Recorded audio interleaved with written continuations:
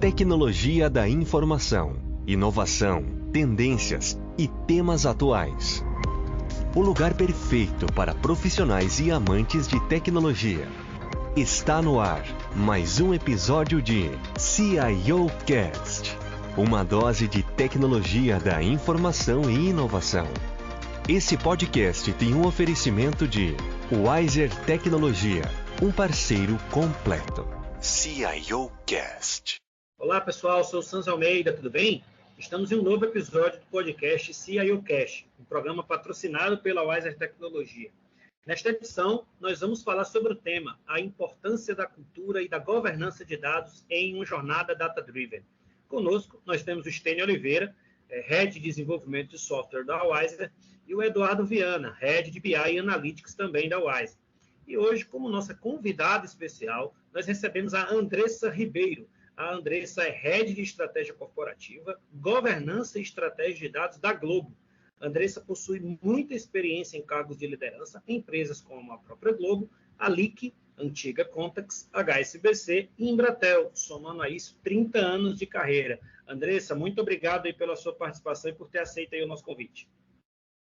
Obrigada, Sândio, obrigada a todo mundo aí por estar nos ouvindo, né, por garantir essa nossa audiência e estar com a gente falando de um assunto que eu amo, que é a jornada data-driven. Falar de dados é incrível, e a gente vai ter um bate-papo aqui bem animado com o Eduardo e com o Stênio para a gente contar para vocês um pouquinho como é que a gente faz para impulsionar uma jornada data-driven. Obrigada.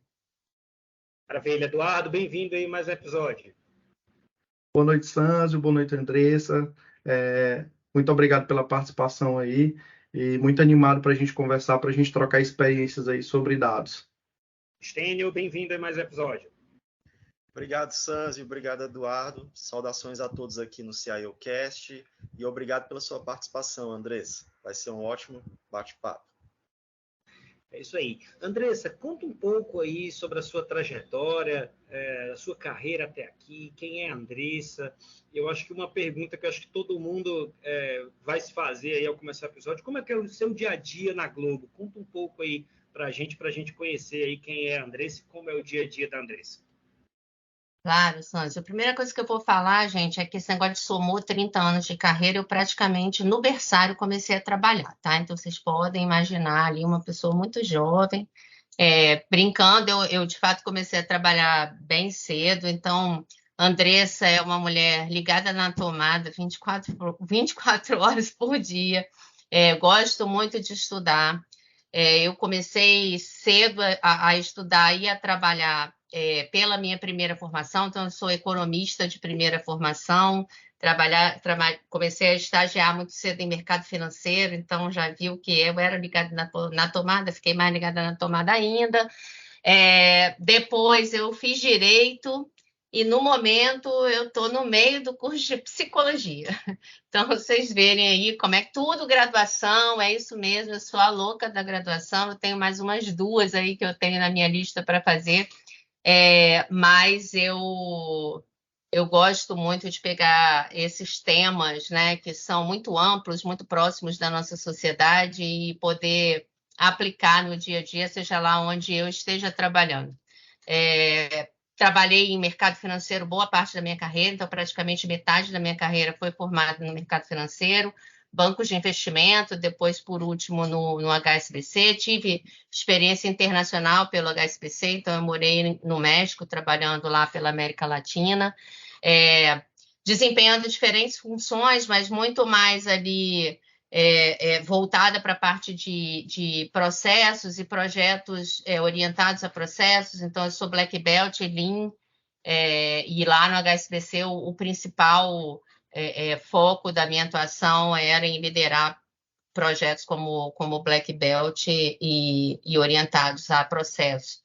E tecnologia sempre esteve presente na minha vida, mas sempre esteve presente na minha vida do lado do negócio, né? Então, eu aprendi muito a falar de tecnologia, a aprender tecnologia, mais orientada para o negócio. Então, uma coisa que a gente vê muito hoje, né? A Globo mesmo se posiciona como media tech, mas a gente tem as fintech, tem tudo tech. Então, essa coisa que hoje está mais clara, né, do business com a tecnologia, é uma coisa que eu já vivenciava desde cedinho ali, nem que fosse para eu ter que me virar e programar alguma coisa lá que eu queria para poder fazer algo no banco, como efetivamente usar a tecnologia para impulsionar os negócios, né?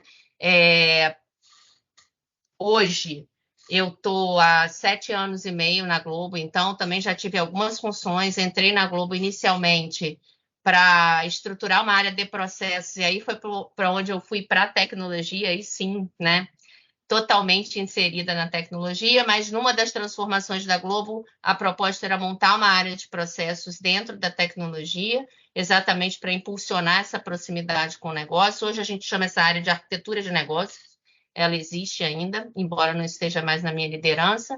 Depois eu fiquei responsável pela parte de dados, então liderei o Centro de Excelência em Analytics, e aí eu tinha de tudo um pouco, desde a estratégia até a execução. E hoje eu estou com o pé mais na estratégia mesmo, então tenho o job de estratégia corporativa. Dentro da estratégia da Globo, obviamente, ser uma empresa orientada a dados faz parte, está muito claro na nossa estratégia, no nosso posicionamento. Então, eu tenho essa estratégia toda, mas também o lado mais específico de estratégia de dados e governança de dados. Nós adotamos, vou falar um pouquinho mais aqui durante o nosso podcast, mas a gente adota um modelo mais federado, mais democrático, então minha responsabilidade é dar drivers e orquestrar, né, para onde a gente vai nesse mundo de dados. Então, como é meu dia a dia na Globo, como a gente gosta de dizer, a essência da Globo é trabalhar com emoções, e é uma emoção a cada dia. O dia a dia é bastante dinâmico, que também tem tudo a ver tanto com a função de estratégia quanto com a função de dados, né? A gente pisca o olho, já apareceu uma novidade nesse mundo de dados. Então, é um dia a dia dinâmico, a gente vem se transformando aí, todo mundo sabe a transformação que a Globo vem passando nos últimos 3 anos, na consolidação de 5 empresas em uma, e a gente vem se transformando em posicionamento, na entrada no digital, né, na aproximação do B2C. Por outro lado, a gente vê aí o mundo da publicidade se transformando, os ecossistemas de mídia virando uma coisa extremamente louca, todo mundo participando de tudo ao mesmo tempo. Então, é um dia a dia, eu posso garantir para vocês que de tédio eu não morro de forma alguma. Um dia a dia totalmente dinâmico. Excelente, Andressa. E, Andressa, eu vi você falando muito aí sobre a parte da Globo ser uma empresa orientada a dados, né? Conta aí para a gente quais são os principais pontos que devem ser trabalhados em uma empresa que quer se tornar orientada a dados.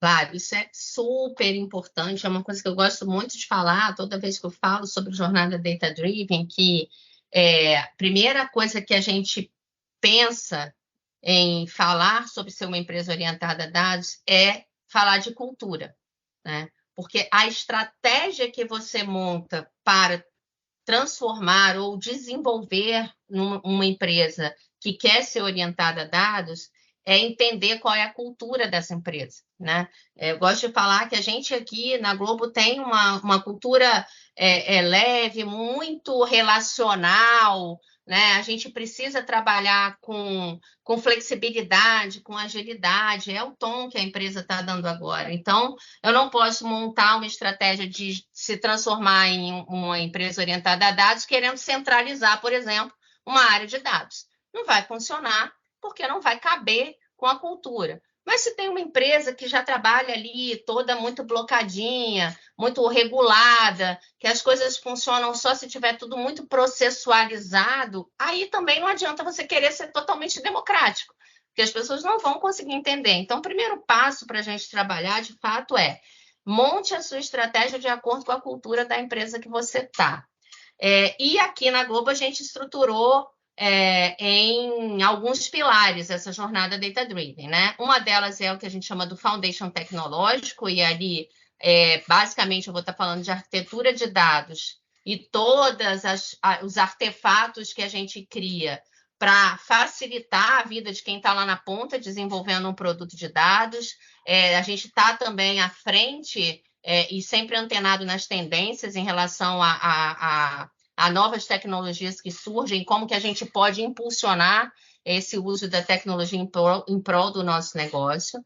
A gente tem o pilar que a gente chama de democratização do uso de dados, e aí basicamente estou falando de governança de dados, então a gente tem um programa de governança estabelecido, e o pilar de desenvolvimento da capability, né, das competências de análise de dados para o uso do dado com um propósito, né, para gerar um valor para a empresa. É o tal do data literacy que a gente vê aí, né, em vários papers, em vários artigos, que nada mais é do que fazer um belo programa de desenvolvimento de capacitação da cultura e do uso de dados para a empresa como um todo. Então, a gente tem ali também diversas formas de prover essa capacitação para todo mundo na empresa. E aí, para cada um, tem um sabor diferente, né? Vai desde o básico, eu costumo brincar que é desde aquela pessoa que não sabe se dados é de comer ou de passar no cabelo e vai descobrir que não é para nenhum dos dois,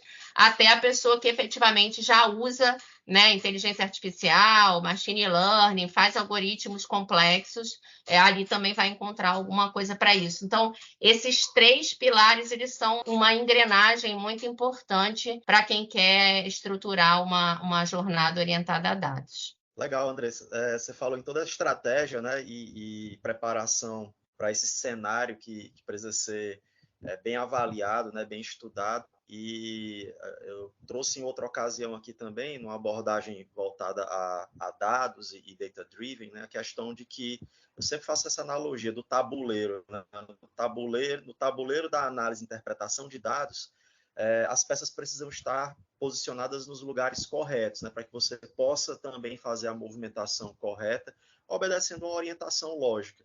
E sempre esbarra no processo da cultura, de ter que catequizar as pessoas que estão ali envolvidas para que elas possam compreender a posição de cada uma delas e também os passos que elas precisam dar, né? Eu entendo que esse talvez seja um dos maiores desafios mesmo, né? Você tem todo ali um arcabouço de opções, recursos, e de repente quem vai executar não está bem preparado, não está alinhado, e talvez eu imagino que isso aí seja também uma realidade lá no dia a dia de vocês, né? Claro que já estão bem amadurecidos, mas que é uma realidade de uma maneira ou de outra. Sem dúvida alguma, Estênio, porque quando a gente começou eu comecei a estudar uma proposta de estratégia de jornada orientada a dados ainda em 2018, quando a gente era empresas separadas, e eu fui contratada pela TV Globo, né?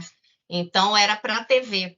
E aí comecei a estudar ali, a nossa CEO deu esse desafio, falou, olha, eu quero colocar isso na agenda estratégica da empresa, mas e aí? A gente faz o quê? Centraliza, não centraliza? Contrata alguém, não contrata alguém? Como é que faz? E aí eu comecei a estudar vários modelos e aí me deparei exatamente nesse ponto, né? Assim, não adianta a gente dizer que tem um stack de tecnologia de ponta e as pessoas não saberem nem para que usar, né? Então, hoje, quando a gente vai mostrar essa jornada, o uso do dado está no centro, né? E esses 3 pilares que eu falei, na verdade, não são nem pilares, eles compõem ali uma mandala. Porque, e eu brincava assim, quando eu montei o COI, né, eu falava assim, gente, a gente vai ter, falava para a minha equipe, a gente vai ter um mantra. Quando a gente for conversar com as áreas de negócio e eles falarem assim, me diz o que tem no seu data lake. Aí a gente vai dizer, não me pede dado, me diz a pergunta de negócio que você quer responder.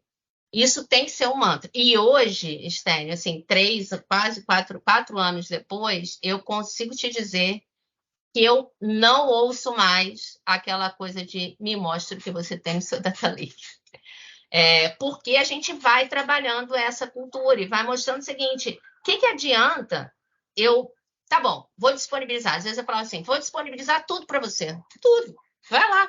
E você vai deixar de ter um data lake para ter um pântano lake. Um data pântano, né? Porque você não vai enxergar E aí algumas pessoas falavam assim para mim, mas Andressa, o dado vai falar comigo. Eu falei assim, vai, só se você souber perguntar. Se você não perguntar, ele não vai te dizer nada. Então, isso chama-se cultura, né? Você tem que ter resiliência, né, gente? Eu sempre falo assim, olha, precisa ter as pessoas no centro, ter resiliência, mas dá certo. Não dá para desistir, não, né? Então, é super, super, hiper importante você ter essa capacitação, e por isso que a gente começou logo a estruturar um plano de capacitação. Hoje a gente tem um programa que chama Data Lab, extremamente bem estruturado, em parceria com a RH.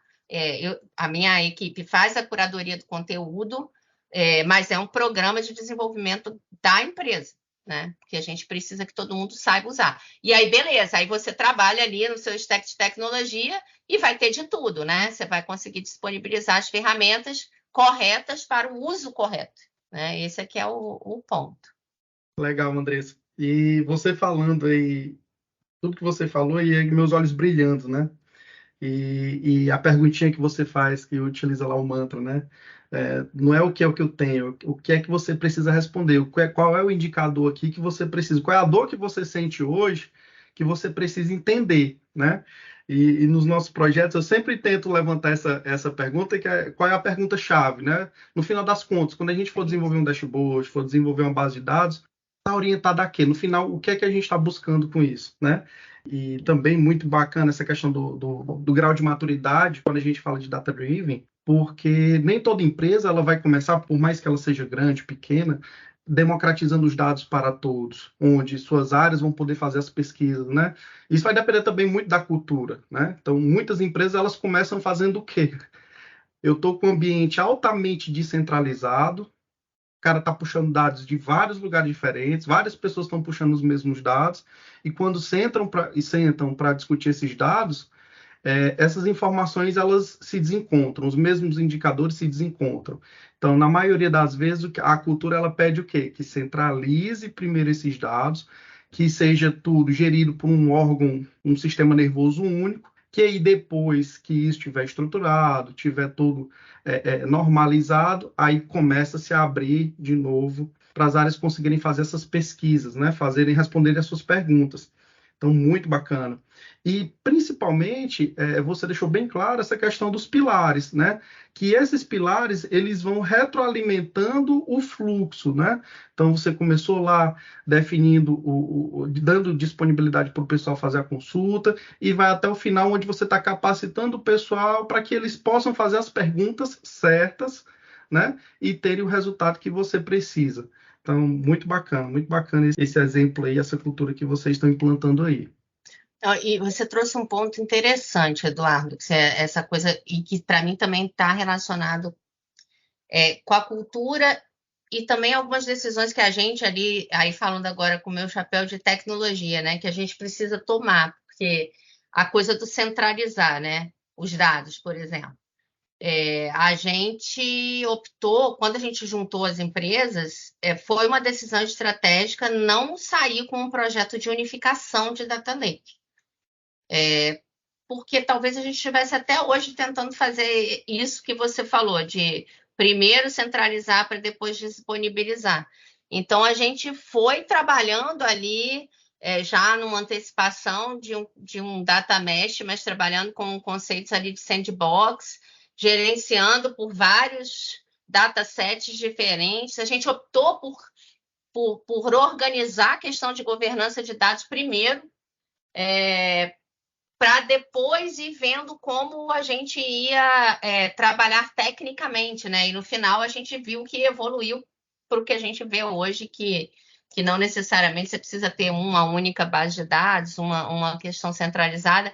Então, foi uma opção estratégica para a gente acelerar, né? Correndo alguns riscos, óbvio, de informações desencontradas, mas aí é que entrou a importância da governança de dados para viabilizar essa coisa toda para funcionar.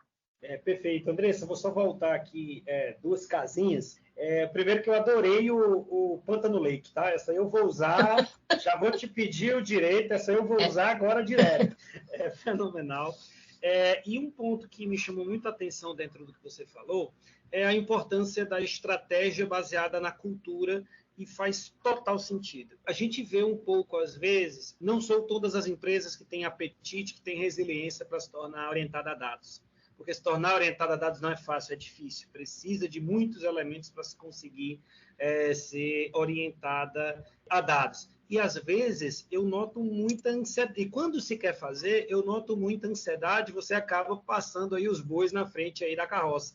E aí você não se planeja direito, você não tem a estratégia direito, e às vezes você nem entende a cultura da empresa. Então, assim, eu já vi inúmeras vezes aqui nos projetos de consultoria que a gente vai montar, que aí o pessoal começa, eu vou colocar o meu pessoal para ficar fazendo dashboard, para ficar fazendo... Tá bom.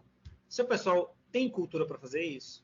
Não, mas eles vão aprender. Eu falei, não, eles não vão aprender isso em uma semana, eles não vão aprender isso em um mês. Sabe o que vai acontecer? Você vai ficar com um elefante branco aí na sua sala que ninguém vai usar. Porque, primeiro, você tem que trabalhar a sua cultura, você vai usar os mantras aí que você utilizou aí, para depois você conseguir evoluir para esse ponto. E, às vezes, é difícil quebrar isso. Às vezes, a ansiedade fala mais alto que todo mundo e ninguém quer planejar, as pessoas só querem executar.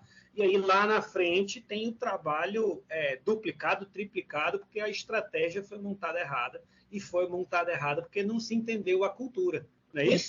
Perfeito, perfeitíssimo. Seu ponto é que, assim, do mesmo jeito que eu falei que recebia pergunta, né, de o que você tem no seu data lake, alguns pedidos também eu quero um BI, eu quero um Dash, eu quero um Power BI, eu quero isso. E assim, tá, mas você quer para responder o quê? O que você vai botar lá? Tudo. Aí você bota tudo e quem vai usar? Vai conseguir tirar alguma... Né? As pessoas também têm uma ansiedade, né? Você usou o termo correto, né? Uma ansiedade de também querer mostrar tudo, né? Parece que quando a gente... É igual se a gente fica com muita sede. Aí, de repente, eu vejo ali um monte de dado, um Power BI super acessível. Vou botar tudo, e vou mandar para o meu CEO. Gente, ele não vai conseguir tomar decisão nenhuma baseada naquilo, porque aquilo não está preparado para responder pelo que ele tem que responder. Mas aquele mesmo set de dados, aquele mesmo dash pode servir super bem para um gestor, né? Aí você fala assim, não, mas o gestor não pode ter acesso àquilo. Não, pode, gente. É ele quem vai responder. E isso tudo é cultura. Mas é isso, às vezes você tem que até passar por isso, né? Até deixar as pessoas passarem por isso para aprender. Também faz parte do aprendizado. Mas você falou bem, na sua estratégia você tem que saber que, assim, defina a estratégia que vai ter mais fit com a sua cultura. Senão não vai dar certo. Não, isso aí é fato. É isso aí, Andressa. E, Andressa, eu acho que nunca na história da humanidade se geraram mais dados do que se gera agora, né? Inclusive, a gente está gerando dados agora, né? A gente está gerando dados agora, o tempo inteiro se gerando dados, e aí vem um tema muito importante, que é a parte de governança de dados, né? Então, detalhe aí seu ponto de vista, detalhe um pouco mais aí para os nossos ouvintes a importância da governança de dados numa empresa com a cultura data-driven. Não dá, né, Sanji, para falar de uma empresa orientada a dados sem governança de dados. Não dá, né? Porque, como eu falei para vocês que um dos nossos pilares é democratização do uso de dados, né? Eu propositalmente não falei que um dos nossos pilares é governança. Porque aí eu acho que é em qualquer empresa, tá? Mesmo naquelas que são mais centralizadas. Se você começa a dizer que o seu pilar é governança de dados, as pessoas vão fechar a cara para você. Porque só de falar a palavra governança, o povo já sai correndo, né? Você já sabe que vai dificultar a vida de todo mundo. Porque é normal, é até da semântica da palavra, né? Governança, governo, controle, coisa chata. Já vem alguém aqui para me dificultar a minha vida. E é exatamente o contrário, né? Então, também na nossa estratégia, a gente adotou por não falar isso e falar que, no fundo, o pilar é democratização de dados, e né? Porque a governança, seu papel principal da governança de dados é tornar o dado confiável, porque o dado que não é confiável não é usado. E aí vem o ponto que o Eduardo falou, né? Aí as informações estão desencontradas, aí você coloca os executivos num comitê executivo e um executivo fala que determinado indicador está subindo e o outro está falando que o mesmo indicador está caindo. Isso é uma questão de governança de dados, sim. Porque minimamente você tem que entender se eles estão com os mesmos conceitos para aquele indicador. se eles estão usando os dados que têm um certo grau de questões, né, requisitos de qualidade de dados, né? Então, governança, ela tem um papel principal de favorecer a democratização do dado através da confiabilidade, através da transparência. Então, a gente usa as ferramentas, assim, eu falo muito pouco quando a gente fala de governança de dados, a gente montou um programa, tá? Um programa de governança, a gente criou uma marca, nosso programa chama Go, até para a gente evitar falar muito de governança, mas a gente tem aí domínios de informação, a gente se organizou em 7 domínios de informação ligados à estratégia da empresa, a gente estabeleceu data owners, que é outro nome que não favorece, mas eu conto para os meus data owners que é só porque não tem nome melhor na metodologia para usar, mas eles não são donos de nada, não tem chave de claviculário aqui, então a gente está trabalhando junto para democratizar o uso de dados, mas toda a comunicação ela é feita para isso, né? Então, a gente trabalha com políticas, mas não trabalha com política de acesso de dados, eu trabalho com política de uso de dados. Então, a gente trabalha finalidade de uso. O acesso é uma consequência de uma finalidade de uso válida na política. A gente trabalha com glossário de dados, sim, que a gente não chama de glossário é a ferramenta, a gente chama de conceitos e métricas, e aí para cada domínio a gente consegue estabelecer ali direitinho quais são as definições, os conceitos, os principais indicadores para aqueles domínios de informação. E óbvio que a gente trabalha com catálogo de dados também, mas aí a gente está ali trabalhando, inclusive, num catálogo raiz, né? Que eu brinco, assim, que é para quem vai desenvolver ali, o Stênio certamente é um usuário de catálogo de dados, mas também estamos pensando ali no que eu brinco do catálogo de negócio, né? Porque quem está no dia a dia de negócio não quer saber em que tabela, em que coluna está um determinado dado, né? Ou qual é a granularidade dele. Ele quer saber que dado está disponível e se tem, por exemplo, um dado PII ali ou não tem, né? Qual é a recência daquele dado. Aí ele quer saber, mas ele não precisa ir no catálogo que é mais hard para ele usar. Então, a gente tenta desmistificar um pouco o lado mais técnico, mais hard da governança, para que efetivamente o que fique para a empresa é que governança está democratizando o uso de dados, está gerando confiabilidade e credibilidade para que todo mundo possa ter tranquilidade de que, se eu estou usando um dado que está governado, eu tenho confiança na decisão que eu vou tomar em cima daquele dado. Então, eu acho que este é um outro ponto extremamente relevante. E aí, a abordagem, se ela vai ser federada ou centralizada, para mim, tem relação com a cultura da empresa, né? O que cabe melhor dentro da empresa e o contexto, né? Como o Eduardo falou. Dependendo da empresa, é melhor começar centralizado e aí depois você vai indo para o modelo mais federado.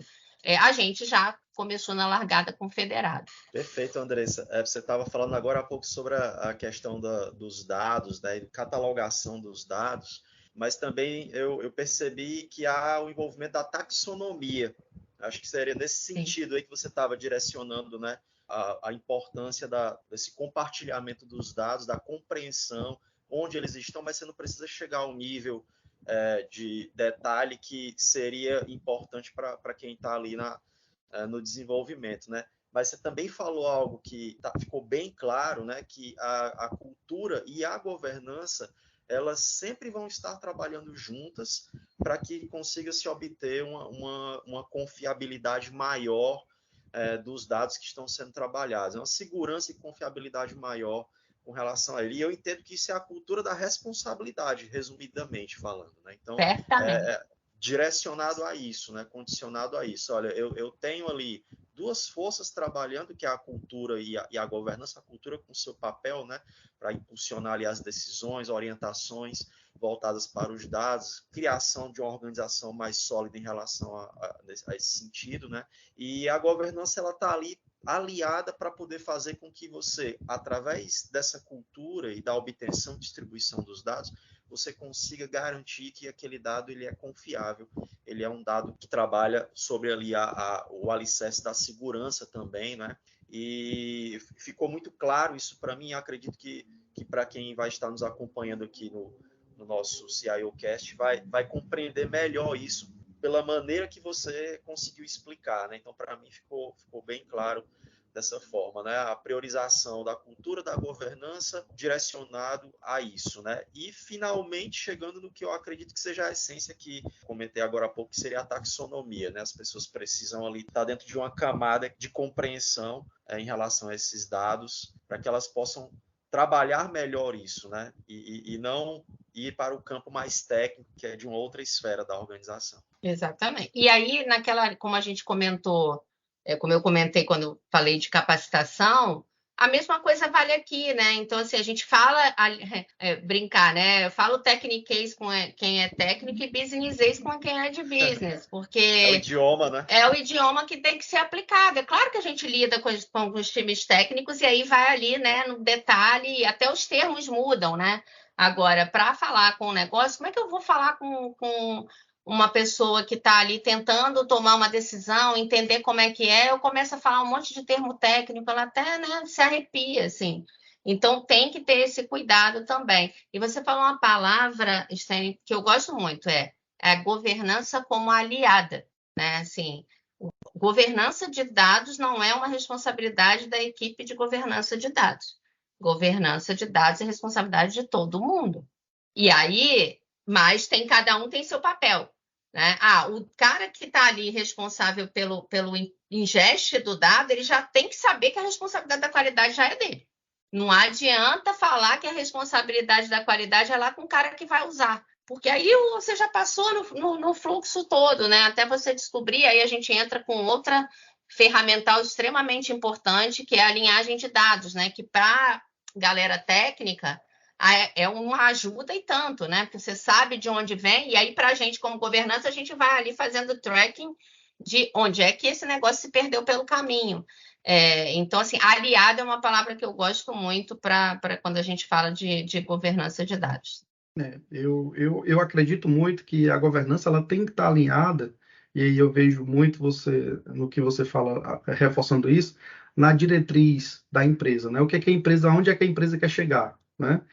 E hoje, pelo que a gente vê, com o volume de dados que é gerado, o absurdo de dados que são jogados, tanto nas empresas como na internet, se você não direcionar, você acaba se perdendo, né? É dado demais para analisar, então, assim, eu me lembro, e vou voltar um pouquinho antes da minha vida de dados, trabalhava no contact center, e aí quando eu comecei a analisar alguns dados, lá tinha uma lista que os consultores tinham que marcar o que era o motivo daquela ligação. E lá tinha, eu acho que uns 200 motivos diferentes.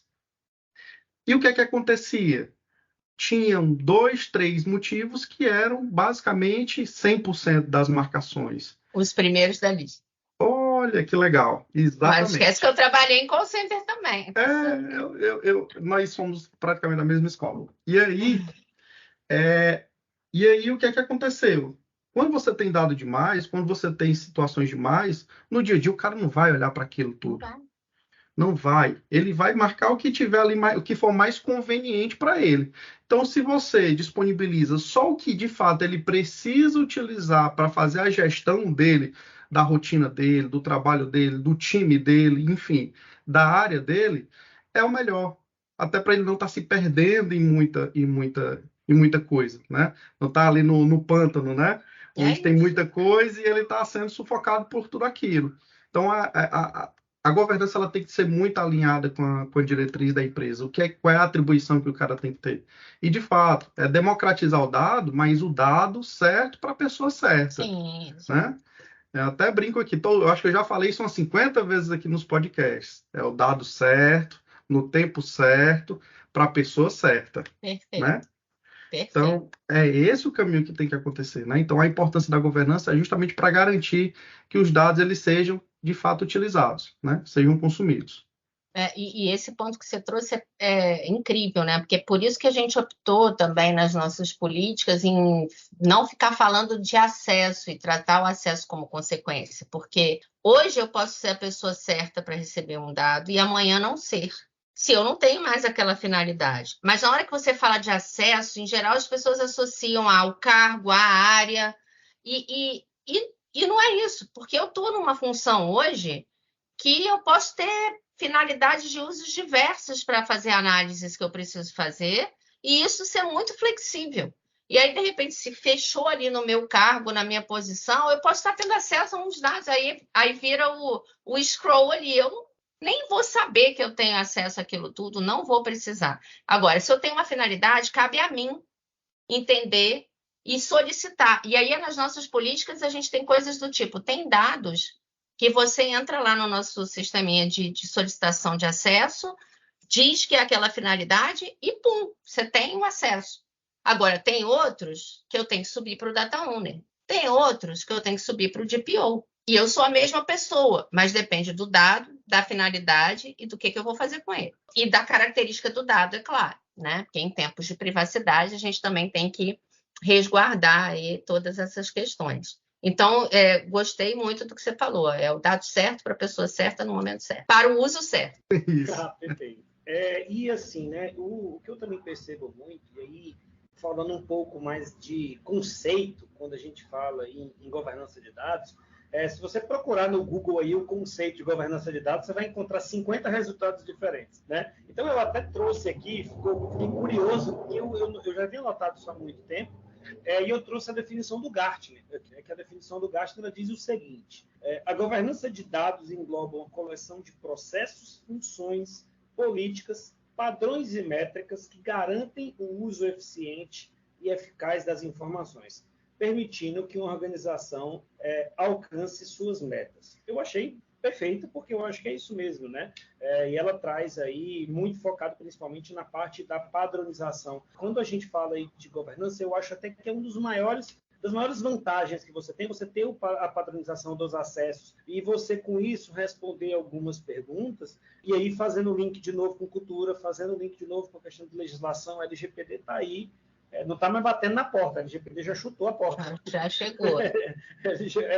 A LGPD já chutou a porta. Com isso, você responder algumas perguntas, né? Quem tem acesso aos dados, quais são as medidas de proteção de relação a esses dados, quais os dados que devem ser armazenados, quais dados devem ser descartados, que não necessariamente você precisa ter aquele dado ali, né? A maior parte das respostas não pode deletar nada. Não, gente, não é assim. Tem dado que não tem usufruto nenhum. Então, se ele não tem usufruto nenhum, larga esse cara, né? E aí você vê outras perguntas, como quais as consequências de ter algum dado armazenado ou violado, quais os usos desses dados para a empresa. Tem muito dado que pode estar ali exposto, exposto que eu digo num data lake para algum usuário específico, mas ele não tem função nenhuma. Então, se ele não tem função nenhuma, tira ele lá também.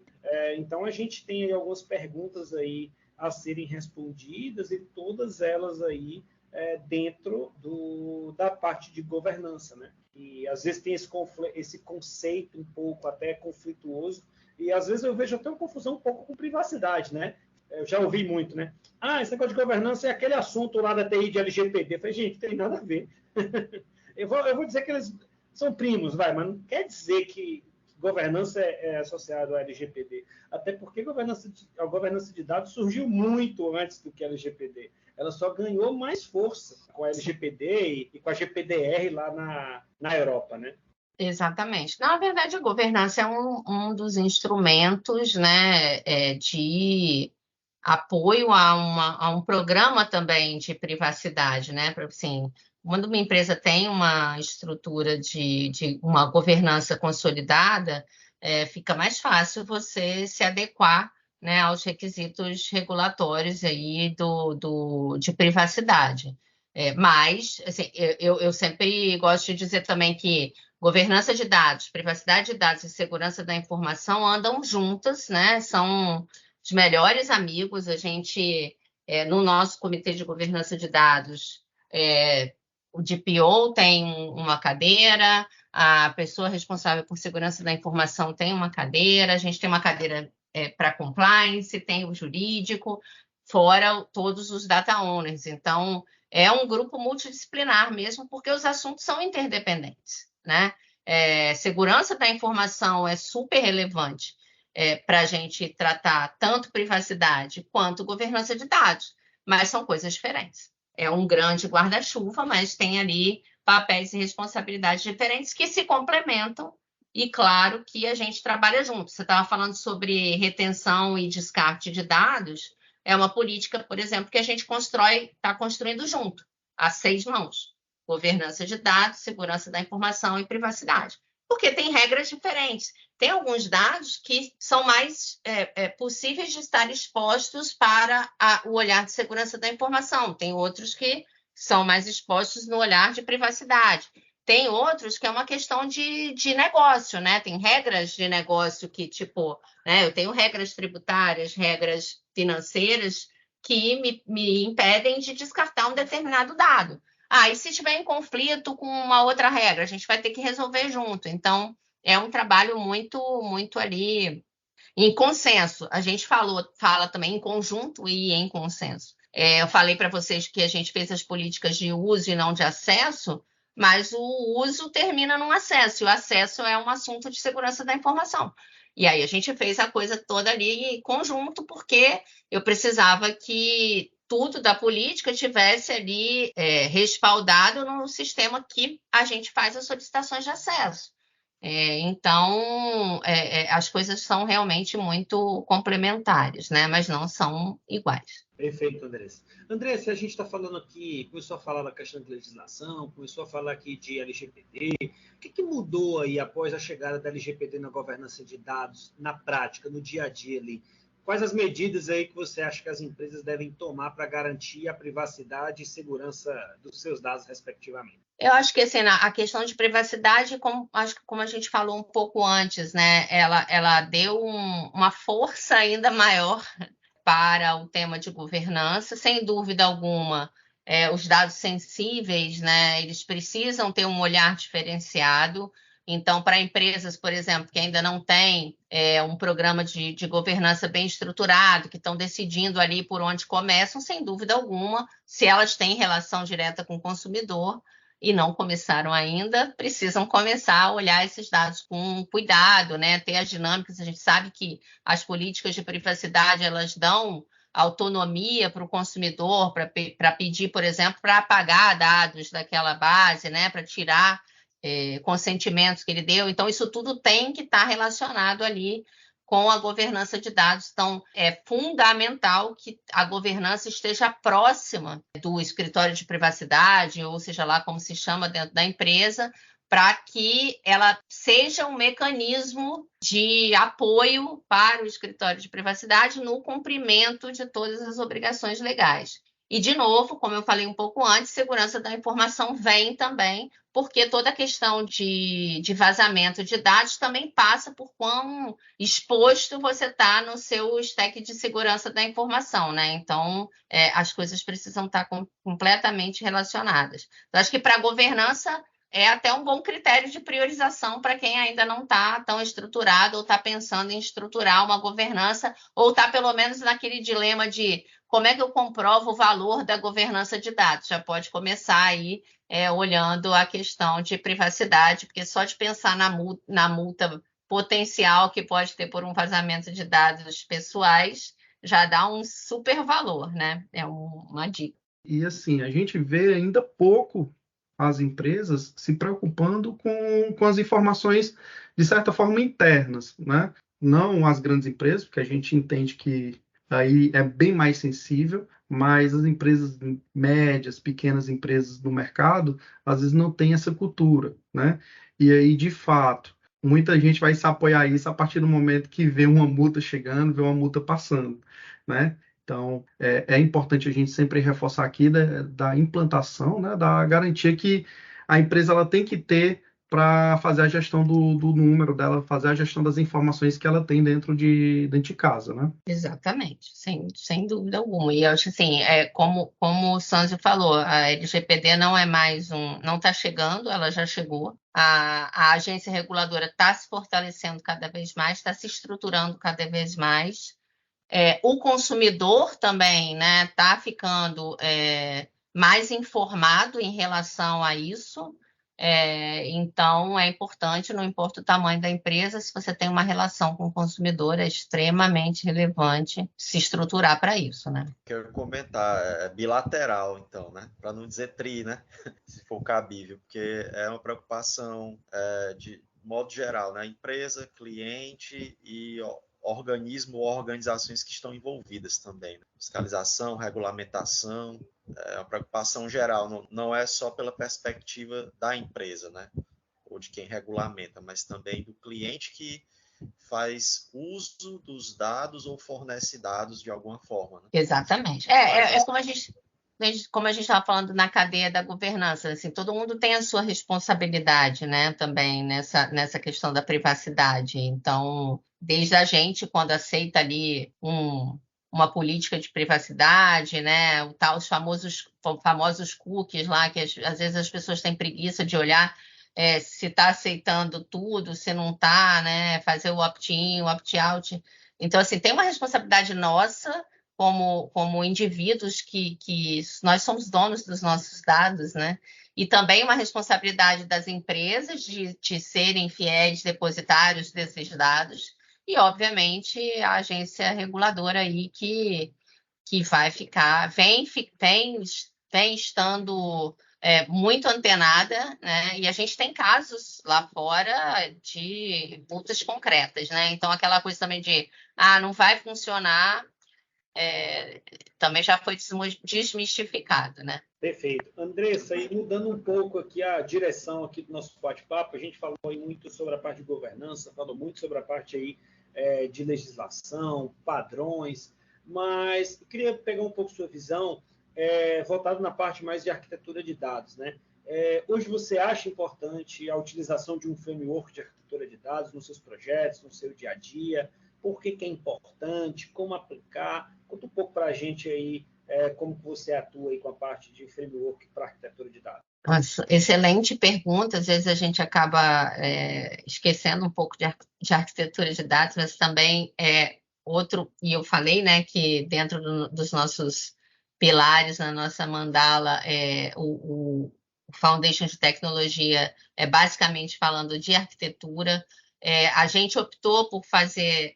a gente tem uma arquitetura de dados corporativa, mas tem os arquitetos de dados nas nossas estruturas, né, de desenvolvimento. A arquitetura de dados corporativa ela tem uma responsabilidade por... a gente tem um framework próprio, né, de arquitetura, que eu liderava até há pouco tempo a área de arquitetura de dados também, e no fundo o Tom ele sempre foi de ser o consultor interno de boas práticas e o habilitador e facilitador para as equipes de desenvolvimento, né? Então, no nosso frame, para cada uma das etapas de um pipeline de dados, o que a gente fez foi elencar ali um rol de ferramentas que podem ser usados. E aí fica a critério do desenvolvedor, lá na ponta, escolher qual a melhor ferramenta que ele vai ter, né? A gente tem hoje, a Globo tem uma parceria estratégica com o Google, então, predominantemente, o nosso frame de arquitetura de dados, ele tem ali ferramental Google, mas tem outras ferramentas também que a gente traz ali como opção para que o desenvolvedor ele possa ter um leque de escolhas. Mas o mais importante, e aí é que ele tenha essa flexibilidade, mas também não é uma anarquia, né? Então, ele segue a melhor opção dentre as recomendadas, e as recomendadas elas fazem sentido dentro da nossa arquitetura maior.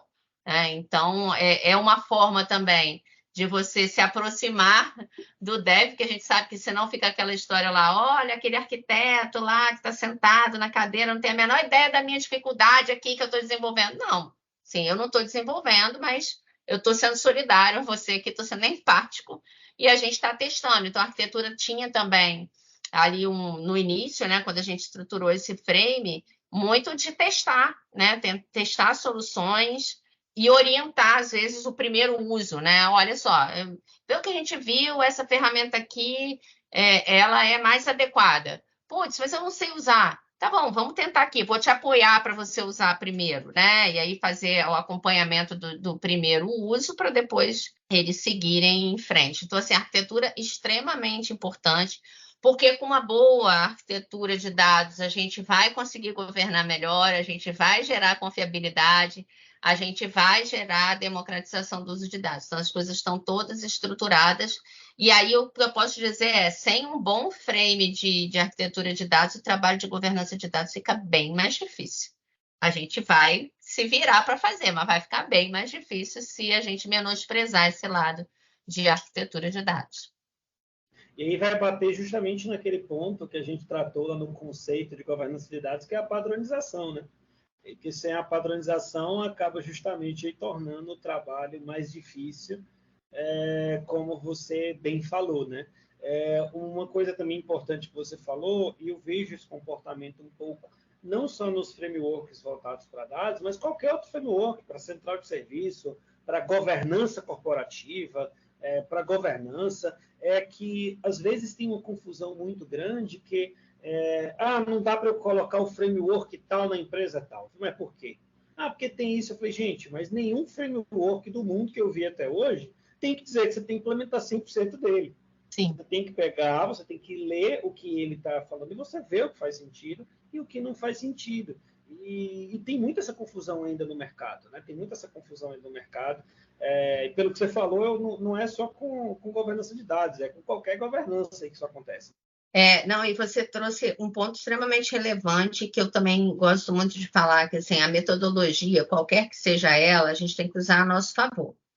E a gente usa a nosso favor na medida que eu sei adaptar, né? Você falou do conceito do Gartner e falando de governança, eu li bastante coisa do Gartner na época para propor o programa, e tem um conceito que eles falam que eu acho que também pode servir para outros temas, assim como arquitetura também, que eles usam um conceito que chama governança adaptativa, e que, no fundo, você vai adequando ali, né, o seu frame de governança na medida da necessidade da empresa, do caso da empresa, enfim. Eu fiz algumas adaptações no conceito de governança adaptativa também para a gente conseguir brincar aqui inicialmente, né, para testar algumas coisas, mas é um conceito que eu já vejo em vários benches que a gente faz, que tem muita gente usando, e que, de repente, a gente pode trazer e fazer uma analogia para a arquitetura também. Então, assim, tem ali vários frames, várias metodologias, várias nomenclaturas. Você vai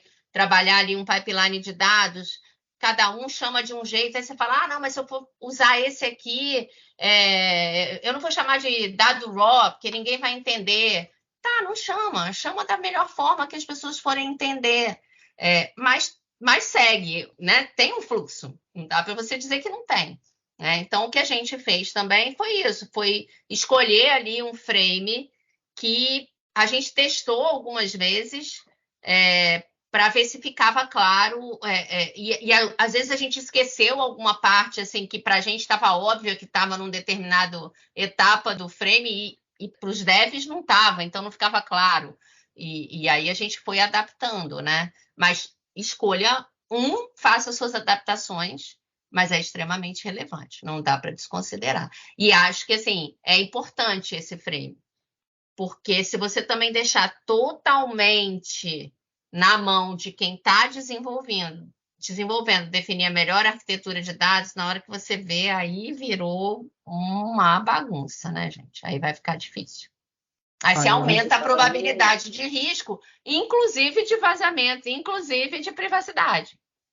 E aí a gente começa a ouvir aquelas famosa palavra, né? Puxadinho, os puxadinhos. Cheio de puxadinho. Eu vou aproveitar até para fazer uma pergunta, Andrés, nesse sentido aí, né, dos frameworks e tecnologias, né?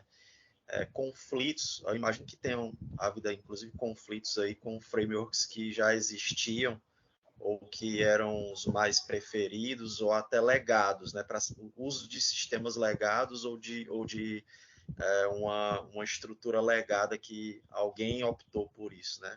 É uma realidade lá para vocês? Foi ou é?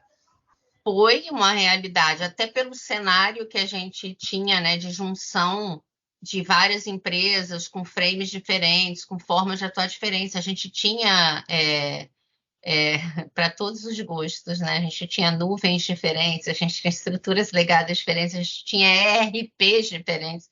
Então, assim, era um verdadeiro festival. Então, sim, tivemos esse cenário. Eu acho que hoje, com a evolução, a gente já tem um ambiente analítico mais dinâmico, então isso já flui mais. Eu diria que hoje a gente praticamente não tem esse tipo de conflito. Está todo mundo muito ligado também a acompanhar as evoluções, né? Querendo muito inovar. Eu acho que, aí de novo falando de cultura, mas todo esse trabalho que vem sendo feito na empresa de cultura ágil, de experimentar, né, de experimentar, errar, corrigir rápido, acho que também favoreceu um pouco algumas quebras de paradigmas aí, no sentido de que eu sou apegado a esse frame e eu não quero mudar. Eu acho que a gente trabalhou bem isso, mas sem dúvida, se bobear ainda tem um ou outro, não vamos dizer que é 100%, né? Não tem um mundo de Alice aqui, mas sem dúvida diminuiu muito com esse trabalho todo ali de incentivo também a gente ser mais dinâmico, mais ágil a experimentar e a inovar. Legal, é o amadurecimento, né? Sem dúvida. Por isso que assim, o nome jornada data-driven, tem gente até que nem gosta, né? Que fala que jornada é um negócio que pode ser cansativo. Não, assim, é uma jornada mesmo. E não sei nem quando vai acabar. Mas o fato é que você vai amadurecendo. E você falou uma coisa interessante, eu me lembrei de outra coisa, que foi perguntando, no início perguntaram assim, tá bom, você tem esse programa aí de desenvolvimento de dados, estamos fazendo governança, tem jornada data-driven, como é que a gente mede que a gente é data-driven? Aí eu falei, bom, senhor, lá vamos nós para pesquisar de novo, porque não é trivial. Porque as pessoas naturalmente querem um indicador. É quantidade de projetos que usam dados. Sim, esquece. Para começar, que a gente nem tem um modelo centralizador e não vou eu agora querer mapear todos os dados. A outra coisa também é que é contra a própria cultura.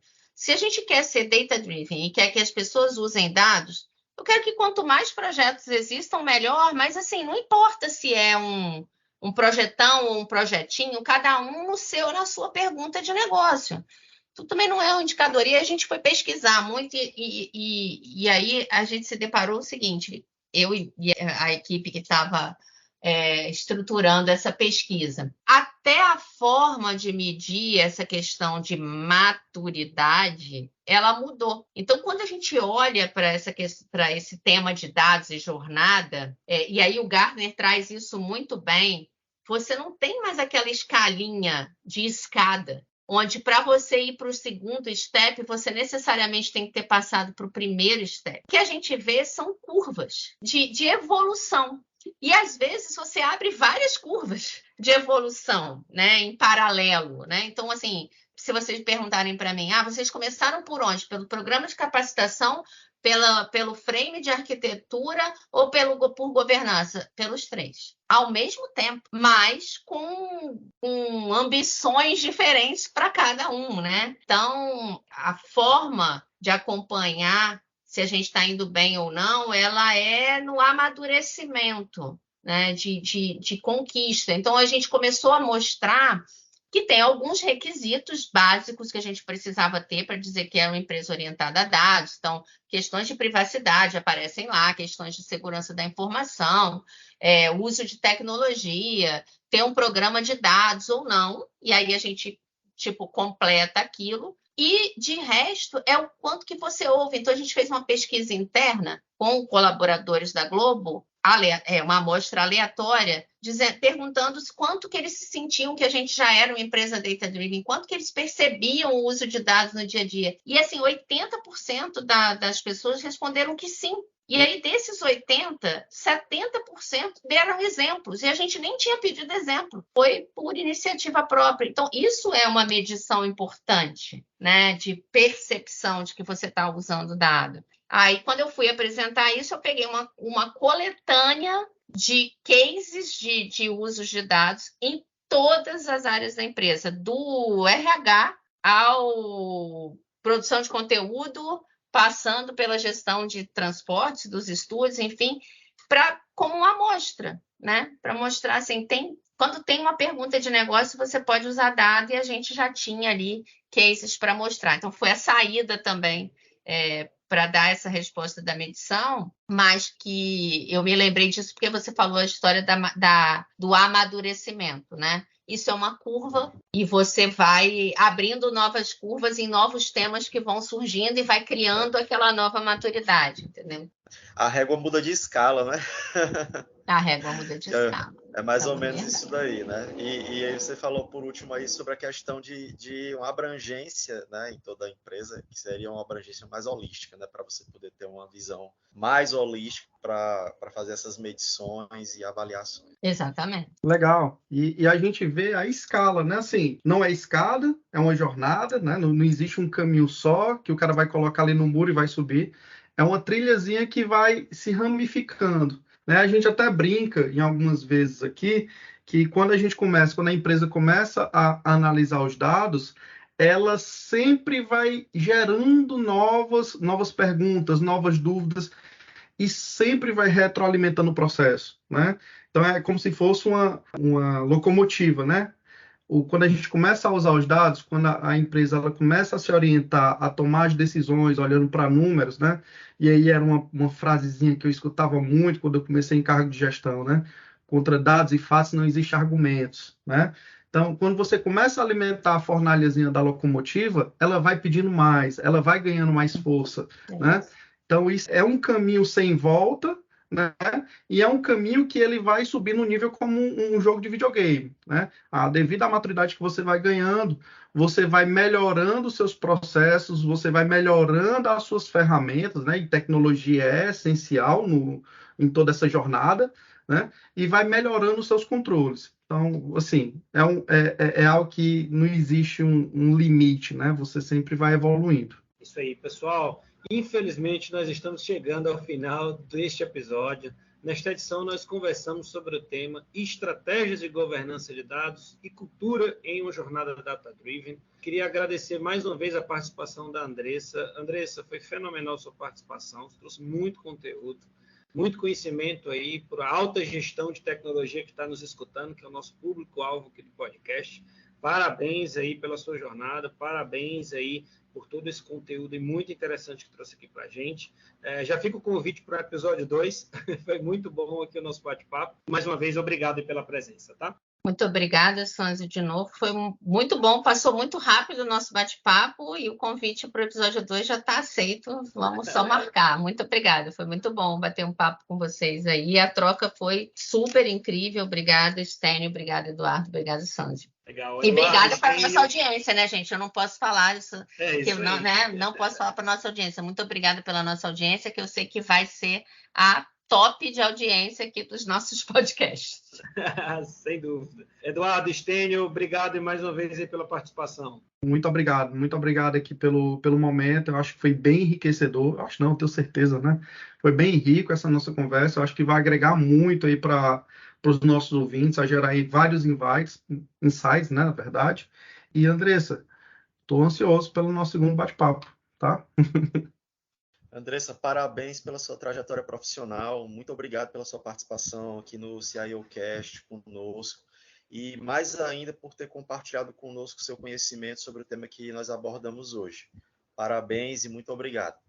Isso aí. Também quero agradecer você, nosso caro ouvinte, que escutou até o final do episódio. Não foi aquela pessoa que escutou só os 10 primeiros minutos. A gente mede isso, hein? Olha a gente falando de dados, a gente mede aí até qual é o minuto que estou escutando. Parabéns para você também que teve a paciência aí de escutar todo o episódio, de conseguir aí tirar um usufruto de todo o conteúdo que a gente gerou aqui com todo carinho.